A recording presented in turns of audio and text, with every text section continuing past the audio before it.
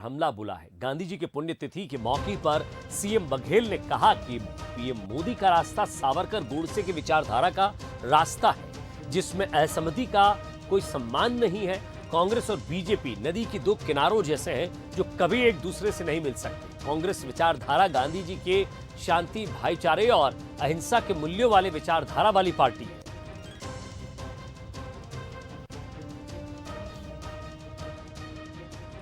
मोदी जी और हम लोगों का रास्ता है जैसे नदी का दो किनारा है, हम लोग कभी नहीं मिल सकते। कांग्रेस की विचारधारा महात्मा गांधी का विचारधारा है, जिसमें शांति है, भाईचारा है, सत्य है, अहिंसा है। मोदी जी का रास्ता है वो सावरकर और गोडसे का रास्ता है, जिसमें हिंसा का रास्ता है, जिसमें षड्यंत्र का रास्ता है, जिसमें असहमति का कोई सम्मान नहीं है, जिसे रौंद दिया जाता है। तो हमारे रास्ते और उनके रास्ते बिल्कुल अलग।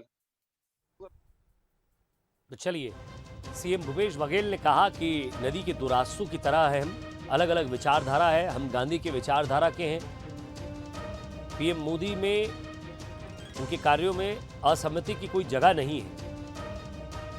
बीजेपी का रास्ता अलग है, सहमति रखने वालों को, असहमति रखने वालों को कुचल दिया जाता है। पीएम मोदी की विचारधारा गोडसे और सावरकर वाली। तो चलिए, इस पर जरा विचार करते हैं, मंथन करते हैं। अमित श्रीवास्तव जी हमारे साथ जुड़ रहे हैं, साथ ही साथ अनुराग अग्रवाल जी बीजेपी प्रवक्ता हैं, वो भी हमारे साथ जुड़ रहे हैं। अमित जी, स्वागत है आपका बंसल न्यूज पर। अनुराग अग्रवाल साहब, आपका भी स्वागत है। दोनों प्रवक्ता जरा जानने की कोशिश करते हैं कि आखिर सीएम भूपेश बघेल के इस बयान का क्या मतलब निकलता है। अमित जी, आखिर क्यों लगता है आपको, क्यों लगता है सीएम साहब को और क्यों लगता है कांग्रेस पार्टी को कि आप नदी के दो किनारे हैं? आप भी जनता के लिए काम करते हैं, वो भी जनता के लिए काम करते हैं। जनता किसे पहले मौका देती है, किसे बाद में मौका देती है। 15 साल तक जनता ने बीजेपी को मौका दिया, आज आपको मौका दिया है। तो विचारधारा अलग होगी तभी मौका मिला होगा, लेकिन सहमति और असहमति पर बात आती है, गांधी जी की विचारधारा पर बात आती है। गांधी जी की जब बात आती है तब स्वच्छता अभियान में अगर लोगो होता है तो गांधी जी का चश्मा और लाठी और गांधी जी की फोटो होती है। आज भी प्रधानमंत्री नरेंद्र मोदी, राष्ट्रपति, सब लोग पहुंचे हैं गांधी जी को नमन करने के लिए। आखिर आप लोगों को ऐसा क्यों लगता है कि बीजेपी गांधी जी का सम्मान नहीं करती? देखिए विजय जी, एक चीज आपको बता दूं कि आज जिस प्रकार से अबाइड विथ मी जो गांधी जी की प्रिय धुन थी, उसे जिस प्रकार से बंद किया गया, और लगातार मैं तो कहता हूं ना कि आजादी में जिनका योगदान नहीं है, जिन्होंने देश के लिए कोई लड़ाई नहीं लड़ी, वो ये सब चीजों को, इनके मूल्यों को समझ ही नहीं सकते। देखिए, जब तक हम अतीत की महिमा की स्मृति को मिटाने में लगे हैं, ये भाजपा के लोग, यह स्वच्छ और अच्छी राजनीति नहीं है। जिस प्रकार से आप देखिए कि जो 1971 में इंडिया पाकिस्तान का जो युद्ध हुआ था, उसमें जो शहीद हुए थे, 3843 शहीदों की जो याद में एक अमर ज्योति जलाने का जो फैसला हुआ था विजय जी, उसे जो तत्कालीन प्रधानमंत्री स्वर्गीय इंदिरा गांधी जी ने 26 जनवरी 1972 में देश को समर्पित किया था।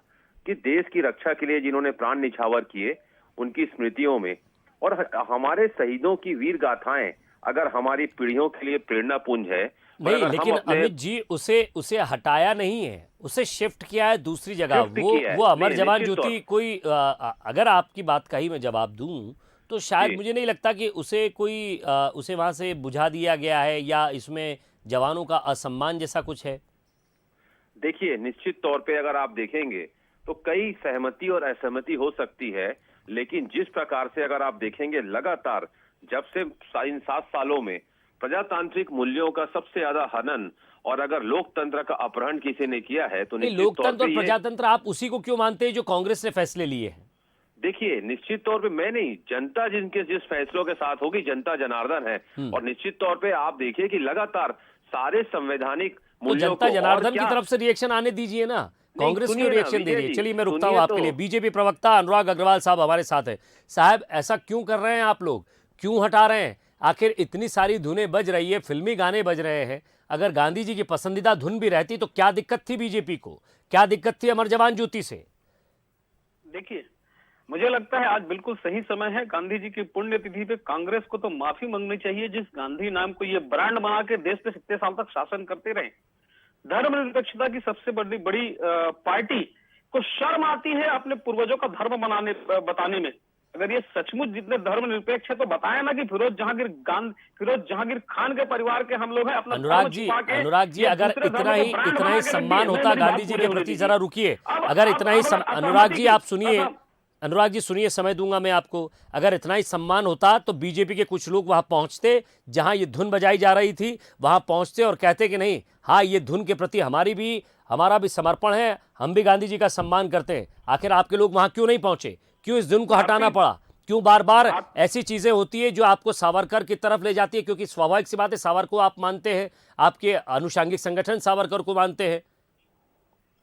एक बात तो आप समझिए, मैं इस चैनल पे नहीं भारतीय जनता पार्टी का एक कार्यकर्ता और माननीय नरेंद्र मोदी जी भी सीना ठोक के बोलते हैं हाँ हम वीर सावरकर के अनुयायी हैं। वीर दामोदर सावरकर हमारे आदर्श हैं, थे और रहेंगे। लेकिन उनके साथ गोडसे क्यों चिपक जाते हैं? एक बात पूरा होने दीजिए। असहमति की बात करिए तो कहां से चालू करूं मैं? आजादी के पहले से सुभाष बाबू जी कहां गए? आज तक नेहरू जी अपने सत्ता के लालच में नहीं पता कर पाए। देश के प्रधानमंत्री मोरारजी देसाई दूसरे देश में उसकी हत्या हो जाती है, उसकी यहाँ पे पोस्टमार्टम तक नहीं करवाती इंदिरा गांधी जी। उसके बाद किस की बात करूं मैं? जितेंद्र प्रसाद, माधवराव सिंधिया, राजेश पायलट, आप और आपकी पार्टी क्या इस बात से सहमत है कि अनुराग जी जो आपका नाम है, जरा उसका तो परिचय दे दीजिए। जरा निवेदन मेरा यही है, अनुराग से बात कीजिए, प्रेम से बात कीजिए। आप क्रोधित क्यों हो रहे हैं? आदरणीय, आज का समय तो सचमुच सम्मान का समय। ऐसे समय में तो इनको सिर झुकाकर बापू से माफी मांगनी चाहिए जो उनके नाम को ये ब्रांड बना दिया। मैं तो आपसे अनुराग जी यही पूछना चाह रहा हूँ, एक कोने में रख चुका है। अनुराग जी क्रोधित मत होइए, जरा गुस्से पर काबू रखिए। अनुराग साहब, मैं आपसे पूछना चाह रहा हूं कि क्या छत्तीसगढ़ बीजेपी इस बात का सम्मान करती है या नहीं करती है कि आज गांधी जी की धुन जो दिल्ली में नहीं सुनाई दी गई, जो पसंदीदा धुन थी बैंड पे, वो आज रायपुर में सुनाई दी गई? क्या इसके पक्ष में आप हैं या नहीं? हाँ या ना? धुन नहीं थी, वो धुन गांधी जी की नहीं थी। वो धुन जिसलिए हटाया गया आप भी बहुत अच्छे से जानते हैं, क्योंकि वो गांधी जी की धुन नहीं थी। गांधी जी की धुन थी रघुपति राघव राजा राम पतित पावन सीताराम। उस धुन का सम्मान करते हैं और गांधी जी की विचारधारा पर आधारित समता मूलक समाज की स्थापना ये भाजपा की पंचनिष्ठा में, भाजपा की जब मतलब आप इस धुन से, आपकी पार्टी इस धुन से कोई सरोकार नहीं रखती? नरेंद्र मोदी जी गांधी जी के स्वच्छता अभियान को लेकर अमित जी आपने जो आज धुन बजाई है उस धुन को तो बिल्कुल ये पसंद नहीं करते। देखिए, हमारी विचारधारा की जो लड़ाई चल रही है इस देश में, जिस प्रकार आप देखेंगे इस 7 सालों में विजय जी जिस प्रकार से संवैधानिक मूल्यों को तोड़ने मरोड़ने का काम किया गया है, संवैधानिक संस्थाओं को जिस प्रकार से कुचला जा रहा है, हम वही तो कह रहे हैं। देखिए, ये इनकी एक शब्दों पे भी मुझे आपत्ति है। इन्होंने कहा आपने गांधी जी को ब्रांड बना दिया। गांधी जी के विचारों ने गांधी जी को ब्रांड बनाया, हमने नहीं बनाया। जिस प्रकार से मैंने तो कहा ना आपसे कि जिस प्रकार से हमारे गांधी जी के जो कांग्रेस के आदर्श हैं, हमारे जो लगातार पूरे विश्व को मानने वाले लोग हैं, गांधी जी के अनुयायी हैं, और कांग्रेस का संदेश है शांति, सत्य, भाईचारा, अहिंसा। और इनके यहाँ क्या है? देखिए, जिस प्रकार से ये जिनकी बात कर रहे थे, मैंने कहा ना, अगर आप गांधी जी के विचारधारों से नहीं, वो तो कह रहे हैं ना, तो साफ तौर पर कहा उन्होंने, वो सावरकर को मानते हैं, सावरकर को सीना ठोक के वो और उनकी पूरी पार्टी मानती है। कहिए ना आप गोडसे मुर्दाबाद, लेकिन ये इनका विश्वास है हिंसा में, इनकी अभिव्यक्ति। और चलिए एक आखिरी सवाल करता हूं, अनुराग अग्रवाल जी, वो कह रहे हैं कि गोडसे मुर्दाबाद, जिसने गांधी जी को गोली मारी, क्या उसके समर्थन में है आप? और इनके ये तो उनको मानने वाले उनके अनुयायी हैं जिन्होंने गांधी जी को पहले प्रणाम करके गोली मारा। इनका तो चरित्र, चेहरा ही ऐसी है। शरीर को दिल्ली में जगह तक ली गई और आप लोकतंत्र की बातें करने लगे।